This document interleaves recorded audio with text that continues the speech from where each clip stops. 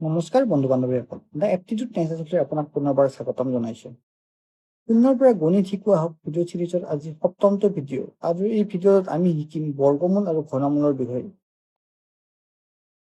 আহক পলম নকৰাকৈ ভিডিঅ'টো আৰম্ভ কৰোঁ। এই ভিডিঅ'ত আমি প্ৰথমতে জানিবলৈ চেষ্টা কৰিম স্কুৱেৰ অৰ্থাৎ বৰ্গ। যিকোনো এটা নাম্বাৰ এক্সৰ যদি আমি দুটা পূৰণ কৰোঁ, এইটো হ'ল এক্সৰ স্কুৱেৰ। ঠিক এইদৰে কিউব যদি ঘন যদি আমি তিনিটা এক্স পূৰণ কৰোঁ, অৰ্থাৎ এই এক্স কিউব। বৰ্গ আৰু ঘন মানে বুজিলো। এতিয়া স্কুৱেৰ ৰুট হ'ল যদি দুটা সংখ্যা পূৰণ হৈ থাকে, এক্স আৰু এক্স, ইয়াৰে স্কুৱেৰ ৰুট হ'ব অৰ্থাৎ বৰ্গমূল হ'ব এক্স, আৰু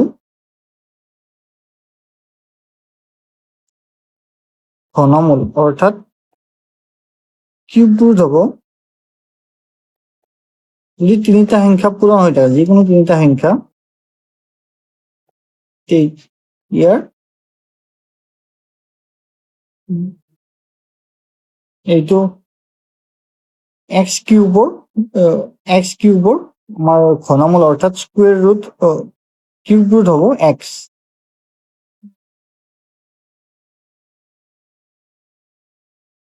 স্কুৱেৰ ৰুটটো আমি এই চিহ্নডালেৰে বুজো, এই চিহ্নডালক আমি বৰ্গমূল বুলি কওঁ। যিকোনো এটা নাম্বাৰৰ বাহিৰত যদি এই চিহ্নডাল থাকে, ইয়াৰ বৰ্গমূল। অৰ্থাৎ এইটো আমি এনেধৰণৰ লিখিব পাৰোঁ, এক্স টু দি পাৱাৰ 1/2। ঠিক সেইদৰে কিউব ৰুটটো ইয়াৰ দৰে প্ৰায় একেই, কেৱল ভিতৰতে 3 থাকিব আৰু ইয়াত এক্স। এইটো আমি এনেধৰণেও লিখিব পাৰোঁ। এইটো নিশ্চয় বুজিলেই। স্কুৱেৰ ৰুট আৰু কিউব ৰুটৰ আমি মেথমেটিকেল চিম্বলখিনি দেখাই দিলো। এইখিনি আপোনালোকে বুজি পাব, পৰীক্ষাত আহিলেও কেনেকুৱা ধৰণে আগবাঢ়িব লাগে এইটো আপোনালোকে চাই লওক ভিডিঅ'টো। এইখিনি স্কুৱেৰ ৰুটৰ মই এটা কনচেপ্ট আপোনালোকক বুজাই থওঁ। কেতিয়াবা যদি এনেকুৱা থাকে, আমি এইটো এক্স ইনটু এনেকে লিখিব পাৰোঁ। কিন্তু যদি এনেকুৱাকে থাকিলে আমি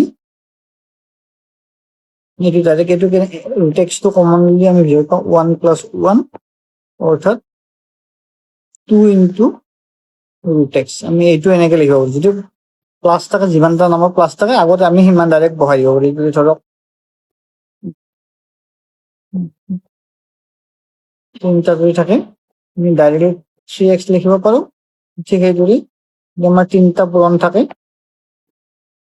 আমি এইকেইটা বেলেগ বেলেগকে লিখিব পাৰোঁ। এইটো আপোনালোকে মন কৰক, কেতিয়াবা এনেকুৱা ধৰণৰ এইটো কনচেপচুৱেল বস্তু কেতিয়াবা আপোনালোকে পৰীক্ষাত কুৱেশ্যন আহিলে এইটো ইউটিলাইজ কৰিবলগীয়া হ'ব পাৰে।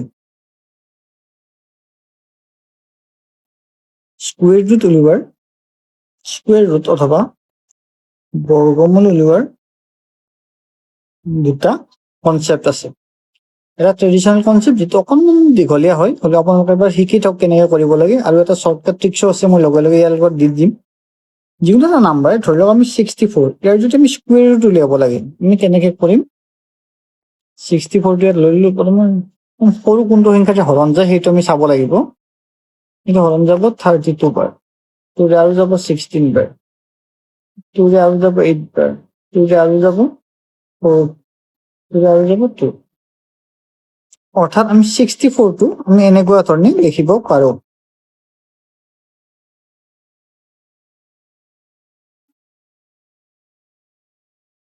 আমি এনেকে ধৰণে লিখিব পাৰোঁ। লিখিলে এতিয়া যদি আমি স্কুৱেৰ ৰুট উলিয়াব লাগে, 64 যদি আমি স্কুৱেৰ ৰুট উলিয়াব লাগে, এতিয়া আমি যেনেকে যদি আমি লিখি লওঁ, স্কুৱেৰ ৰুট উলিয়াওঁতে বেলেগ একো নাই, জাষ্ট আমি যদি একে সংখ্যা দুটা পূৰণ হৈ আছে, আমি এটা বুলি ধৰি লম। এইটো আমি এনেকে লিখিব পাৰোঁ 2² ইনটু 2 স্কোয়াৰ ইন্টু 2 স্কোয়াৰ।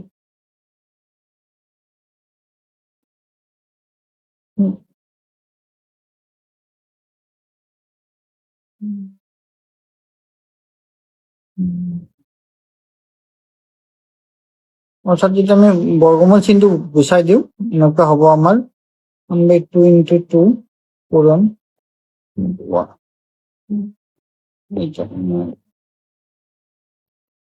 এনেকুৱা হ'ব 2 স্কোয়াৰ পূৰণ 2 স্কোয়াৰ পূৰণ 2 স্কোয়াৰ। অৰ্থাৎ এটা এনেকুৱা হ'ল 2 স্কোয়াৰ পূৰণ 1/2 পূৰণ 2 স্কোয়াৰ ইন্টু 1/2 পূৰণ 2 স্কোয়াৰ ইন্টু 1/2। আমি স্কোয়াৰ আগতে দেখাই দিছো, মানে স্কোয়াৰ ৰুটডাল উঠাই দিলে আমি হাফেৰে 2 দি পাৱাৰ হাফ অৰ্থাৎ 1/2 ৰে মাল্টিপ্লাই কৰিব লাগে। ইয়াত 2 কেনচেল হ'ল, 2 কেনচেল হ'ল, ইয়াতো 2 কেনচেল হ'ল। ইয়াত আনসাৰ হ'ব 1 থাকিল, 1 থাকিল, ইয়াত 1, অৰ্থাৎ এইটো এনসাৰ হ'ল 8।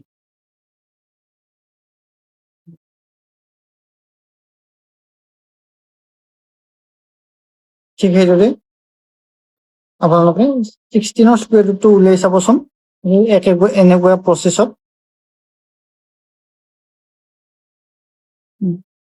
স্কুৱেৰ ৰুট উলিওৱা আমি shortcut tricks long and traditional ৱেটো আমি শিকিলো, কিন্তু এটা শ্বৰ্টকাট আছে স্কুৱেৰ ৰুট উলিওৱা। আমি 144 যদি আমাক স্কুৱেৰ ৰুট উলিয়াব দিয়ে, এটা শ্বৰ্টকাট হ'ল আপোনালোকে এনেকে লিখি ল'ব 144টো এনেকে লিখি ল'ব। লিখিলে ইয়াত যিমানটা নাম্বাৰ আছে আমি এই নাম্বাৰ কেইটা আপোনালোকে ৰাইট চাইডৰ পৰা মাৰ্ক কৰিব, দুটা দুটা হিচাপত পেয়াৰ কৰি যাব। ইয়াত 44টো আমি এটা পেয়াৰত ৰাখিলো, 1টো এটা পেয়াৰত ৰাখিলো। এইটো অকণমান মন দিব, এইখিনি কথাখিনি প্ৰত্যেকটো কথা ইয়াত গুৰুত্বপূৰ্ণ। পৰীক্ষা হলত এই শ্বৰ্টকাট ট্ৰিক্সটো আপোনালোকে পাহৰিব পাৰে। আমি এতিয়া ভাগ কৰি ললো 1 আৰু 44টো আমি বেলেগ বেলেগকে ভাগ কৰি ললো।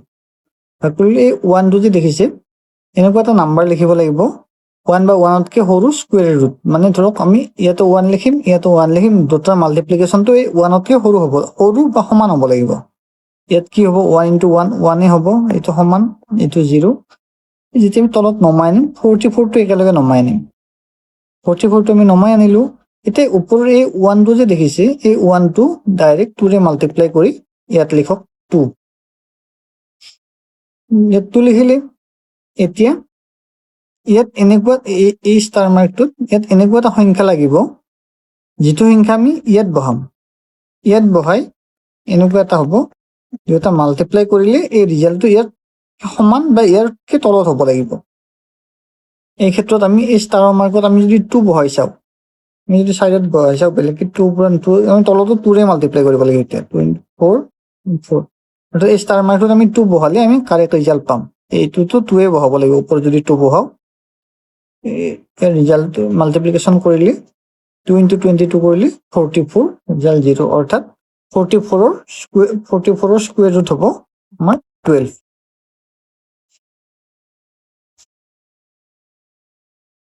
এই শ্বৰ্টকাট ট্ৰিক্সটো সৰু নাম্বাৰবিলাকত প্ৰয়োজন, মানে সৰু নাম্বাৰবিলাকত বেছি ব্যৱহাৰ নকৰিলেও ডাঙৰ নাম্বাৰবিলাকত আমি ব্যৱহাৰ কৰিবই লাগিব।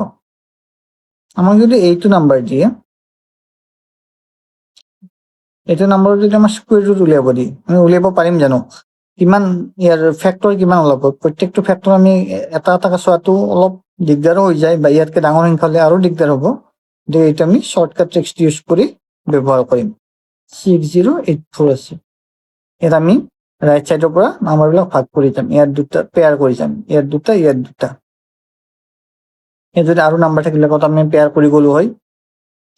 এতিয়া আমি 62 এনেকুৱা দুটা নাম্বাৰ ল'ব লাগিব যিটো দুটা সেম নাম্বাৰ পূৰণ কৰিলে 60তকৈ তলত থাকিব। আমি যদি 7 দিওঁ, ইয়াতো 7, ইয়াতো 7 দিওঁ, 7 ইন্টু 7 49। কিয়নো আমি যদি 8 দিলো হয় 64 হয়, 8টো 8 দিব নোৱাৰো কাৰণ ইয়াত 64 হৈ গ'লে 60তকৈ ডাঙৰ। 60তকৈ সৰু আমি স্কুৱেৰ নাম্বাৰ পাম 49। আমি সেইকাৰণে 49টো লিখিলো, আমি ইয়াত লিখিলো ইমান ৰিমাইণ্ডাৰ থাকিল 11।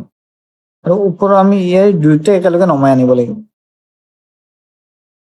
মান এই 7টো আমি 2ৰে এই 7টো 7টো আমি 2ৰে মাল্টিপ্লাই কৰি ইয়াত লিখিলো 14 আৰু ইয়াত এনেকুৱা এটা সংখ্যা ইয়াত আৰু ইয়াত এনেকুৱা এটা সেম সংখ্যা লাগিব যিটো মাল্টিপ্লিকেশ্যন কৰিলে এই গোটেই নাম্বাৰটোতকৈ সৰু বা সমান হয় 4 আছে যিহেতু আমি কি বহালে এইটো হ'ব এইটো আমি চাই ললো আমি যদি এনে এবাৰ চালো এনে এটা নাম্বাৰ চালো 1 4 আমি 7 দিছিলো ধৰক যিকোনো আমি 7 দিছিলো 7 into 7 মাল্টিপ্লাই কৰিছিলো 7 7 49 পৰা টোটেল 7 4 28 32 হাতত থাকিল 3 3 এইটোতকে ডাঙৰ 7তকৈ আমি ডাঙৰ দিব লাগিব আমি 8 দিছিলো 8 8 গুণ 8 into 8 60 পৰা 4 হাতত থাকিল 8 হাতত থাকিল 6 সৰি 8 into 4 32 plus 6 38 হাতত থাকিল 3 8 into 1 3 এই নাম্বাৰটো সেম পালো গতিকে আমি 8 বহাব লাগিব ইয়াতো 8 বহাব লাগিব আমি ইয়াতো 8 বহাব লাগিব 8 into 148 মাল্টিপ্লাই কৰিলে আমি এইটো মাল্টিপ্লিকেশ্যন এইটো পাইছো 1182 ৰিজাল্ট হ'ব 0 অৰ্থাৎ এই নাম্বাৰটোৰ স্কুৱেৰ ৰুট হ'ব 78 কিন্তু স্কুৱেৰ ৰুট হ'ব 78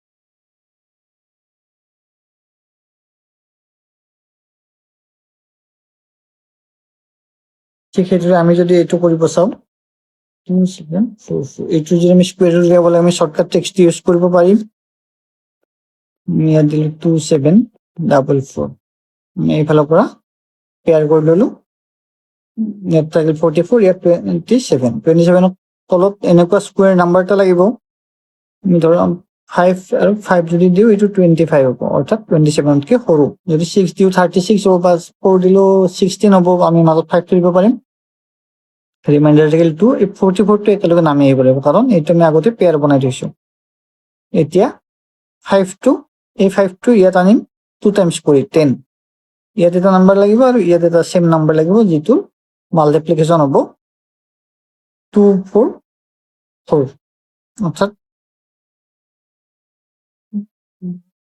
আমি যদি নাম্বাৰ দিওঁ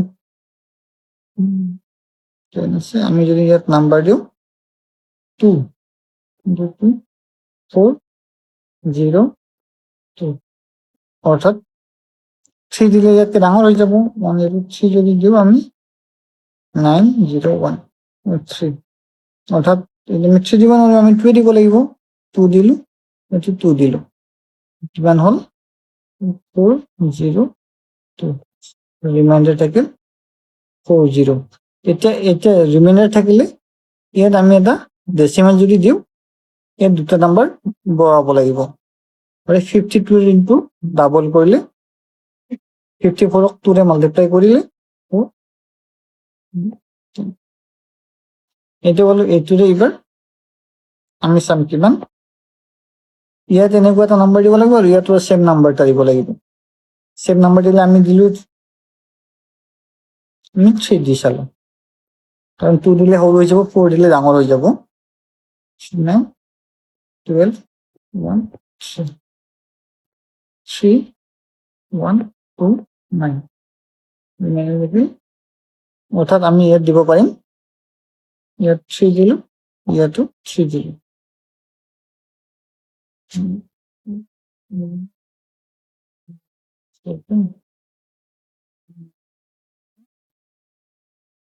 অৰ্থাৎ এনেকে আমি এইটো এটা পাৰফেক্ট স্কুৱেৰ নাম্বাৰ নহয় সেইকাৰণে এইটো ডেচিমেলত ওলাইছে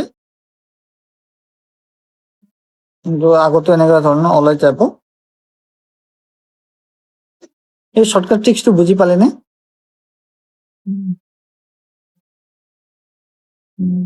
মই এই শৰ্টকাট ট্ৰিক্সটো উলিয়াই 961ৰ স্কুৱেৰ ৰুটটো উলিয়াই চাবচোন আৰু এনচাৰটো কমেণ্ট বক্সত জনাব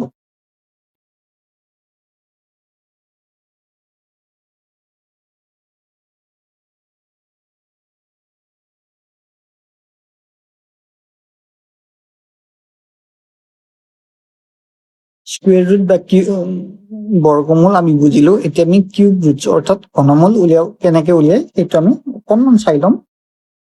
এইটো বৰ্গমূল উলিয়াৰ দৰে নিয়মটো প্ৰায় একেই। 64টো দিলো, কৰি চালো। 64 ইয়াত 2 লৈ যাব 32 টাইমছ, 2 লৈ যাব 16, 2 লৈ যাব 8, 2 লৈ যাব 4, 2 অৰ্থাৎ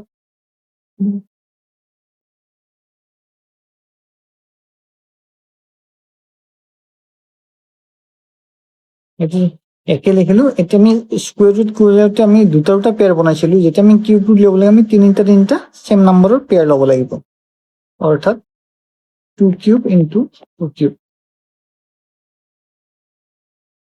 যদি আমাক এইটো কিউবটো উলিয়াব লাগে, কিউব উলিয়াব লাগে,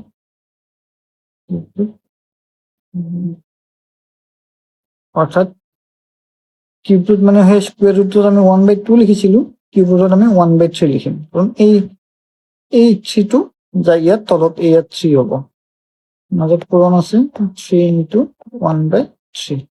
3 আৰু 3 কেনচেল, 3 কেনচেল, 2/1 ইনটু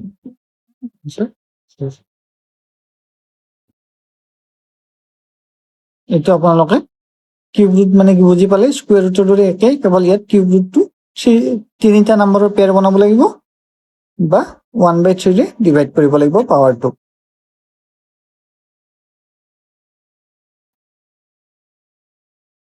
এই হিচাপতে মই 1ৰ পৰা 10লৈ প্ৰত্যেকটো নাম্বাৰৰ স্কুৱেৰ আৰু কিউব ইয়াত লিখি দিছো। আপোনালোকে স্ক্ৰীনশ্বট মাৰি ল'ব পাৰিব, ভিডিঅ'টো পজ কৰি আপোনালোকে নিজৰ নোটবুকত লিখি লওক। এইটো পৰীক্ষাৰ কাৰণে অতিকে গুৰুত্বপূৰ্ণ। এইটো মেথছ বা ৰিজনিং দুই ধৰণৰ কুৱেশ্যনত ইয়াৰে আহিব, এইটো ব্যৱহাৰ কৰিব পাৰে আপুনি। এনেকুৱা ধৰণৰ কুৱেশ্যন আপুনি পাব এই পৰীক্ষা হলত। গতিকে এইটো আপোনালোকে নিজৰ নোটবুকত লিখি ল'ব আৰু মনত ৰাখিব চেষ্টা কৰিব। এই নাম্বাৰটো মই 10 লৈ লিখি দিছো। 10তকৈ যিমান বেছি নাম্বাৰ পাৰে এই টেবুলখন যিমান দীঘলীয়া কৰিব পাৰি আপুনি মনত ৰাখিবলৈ সিমান দীঘলীয়া কৰি লোৱা উচিত। আপোনালোকে যদি আগতে পৰীক্ষা দিছে বা আগৰ কুৱেশ্যন পেপাৰ চাইছে, এনেকুৱা ধৰণৰ কুৱেশ্যন পৰীক্ষা হলত অহা প্ৰায় দেখা পায়। স্কুৱেৰ ৰুট বেছিকৈ ভয় খাব নালাগে। এনেকুৱা ধৰণৰ কুৱেশ্যন আমি যোনটো একেবাৰে শেষৰ স্কুৱেৰ ৰুটটো আছে সেইফালৰ পৰা আমি কামখিনি কৰা আৰম্ভ কৰিব লাগে। তেতিয়াহ'লে আমি আগৰখিনি যেনেকে আছে সেনেকে লিখি ল'ম।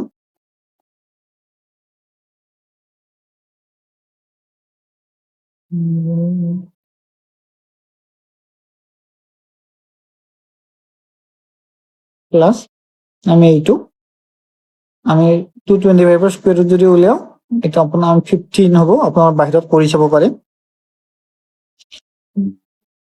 এইটো ৰিজাল্ট হ'ব 10 প্লাছ 25 প্লাছ 108 প্লাছ আপোনালোকে এই দুটা যদি যোগ কৰি চাই কিমান পাব? 169। 169ৰ স্কুৱেৰ ৰুট যদি লয় আপোনালোকে সেইটো হ'ব 13। ঠিক সেইদৰে 10 প্লাছ 25 প্লাছ এই দুটা যদি যোগ কৰি চাই এই দুটা নাম্বাৰৰ যোগফল হ'ব 121। 121ৰ স্কুৱেৰ ৰুট উলিয়াই যদি আপোনালোকে বাহিৰত উলিয়াই চাব পাৰে মনত ৰাখিলে মনতো ৰাখিব।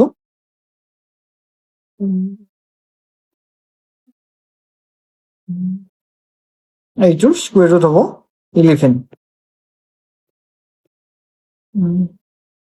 10 প্লাছ 25 প্লাছ 11 36। 36ৰ স্কুৱেৰ ৰুটটো আমি জানোৱেই, এইটো হ'ব 6। অৰ্থাৎ আমি এইবাৰ এই 10 প্লাছ 6 16ৰ স্কুৱেৰ ৰুট উলিয়াব লাগে। 16ৰ স্কুৱেৰ ৰুটটো একেবাৰে ইজি, এইটো হ'ব 4। এনেকুৱা ধৰণৰ কুৱেশ্যন আপোনালোকে পাব পাৰে। এনেকুৱা হ'লে বেছি স্কুৱেৰ ৰুট থাকিলে আপোনাৰ ভয় খাব নালাগে। জাষ্ট যিটো স্কুৱেৰ ৰুট একেবাৰে লাষ্টৰ পৰা আছে সেইফালৰ পৰা আপোনালোকে কৰি আহিব। কৰি আহিলে এইটো সাধাৰণতে মিলাকে দিয়ে পৰীক্ষাবিলাকত। এনেকুৱা ধৰণৰ কৰি আহিলে আপোনালোকে ৰিজাল্টটো পাই যাব। কেতিয়াবা পৰীক্ষাত ডেচিমেল পইণ্ট থকা নাম্বাৰৰ স্কুৱেৰ ৰুটটো উলিয়াব দিব পাৰে। এইটো আপোনালোকে ভয় নাখাব। আমি স্কুৱেৰ ৰুটত ডেচিমেল নাম্বাৰৰ আমি আগতেই পূৰণ শিকিছোৱে অলৰেডি। 0.0081 মানে কি? 81টো আছে যিহেতু আমি গমেই পাম ডাইৰেক্ট এইটো 9ৰ স্কুৱেৰ, অৰ্থাৎ 9 ইনটু 9। আগত 0 দুটা আছে, গতিকে আমি প্ৰত্যেক নম্বৰৰ আগত যদি 09 ইনটু 09 কৰি দিওঁ। ঠিক সেইদৰে 4842 হ'ল 22 স্কুৱেৰ। আপোনালোকে বাহিৰত কৰি চাব পাৰে, এইটো এনেকুৱা হ'ব 0.22 ইনটু 0.22 এনেকুৱা হ'ব। আৰু এইটো ঠিক এইটো 64 8ৰ square 0.08 into 0.08 into 0.08 on 6.25 to 25ৰ স্কুৱেৰ 625 to 25ৰ স্কুৱেৰ কিন্তু পইণ্ট আছে 2.5 ইনটু 2.5। আমি ভগ্নাংশৰ দশমিকৰ পূৰণটো আমি অলৰেডি শিকিছোৱেই, বোলে মই চাইডত এইটো আপোনালোক নিশ্চয় বুজি পাইছে। কিন্তু কিয় জানো মই এটা দেখাই দিওঁ পূৰণ 0.09 ইনটু 0.09 যদি হয়, এইটো আমি পইণ্ট আৰু 0 এটা যদি ইগনোৰ কৰোঁ, এইটো কি হ'ব 9 ইনটু 9 9981। কিন্তু ইয়াত আছে দুটা নম্বৰৰ আগত ডেচিমেল, ইয়াত আছে দুটা নম্বৰৰ আগত ডেচিমেল। যদি এই দুটা আমি পূৰণ কৰোঁ, আমি 4টা নম্বৰৰ আগত ডেচিমেল দিব লাগিব। এই পইণ্টৰ পৰা আৰম্ভ কৰি এইফালে যাম, এইফালে 4টা পইণ্ট আগত ডেচিমেল, কাৰণ ইয়াত দুটা পইণ্টৰ আগত ডেচিমেল আছে আৰু ইয়াত দুটা পইণ্টৰ আগত ডেচিমেল আছে। গতিকে 4টা পইণ্ট আগত যদি ডেচিমেল যাওঁ, এইটো এটা পইণ্ট, এইটো দুটা পইণ্ট, ইয়াৰ নাম্বাৰ একো নাই, গতিকে 0 বহাব 0। 4টা পইণ্ট আগত আমি ডেচিমেল নাম্বাৰটো দিলোঁ। ঠিক সেইদৰে ইয়াতো ঠিক তেনেকুৱা ধৰণে হৈছে। প্ৰত্যেকটো স্কুৱেৰ হৈ আছে 0.09 স্কুৱেৰ 0.22 স্কুৱেৰ, ইয়াত হৈছে আপোনাৰ 0.8 স্কুৱেৰ, ইয়াত হৈছে 2.5 স্কুৱেৰ। আমি স্কুৱেৰ ৰুট আৰু স্কুৱেৰটো কেনচেল আউট কৰি আমি ডাইৰেক্ট লিখিব পাৰোঁ 0.09 ইনটু 0.22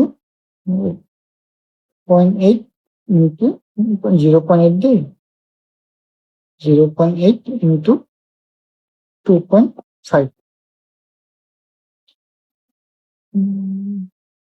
আমি যদি এইটো পূৰণো কৰি দিওঁ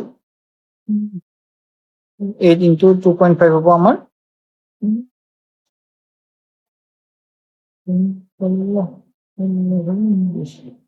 ডেচিমেল আছে আমি 3টা নম্বৰৰ আগত।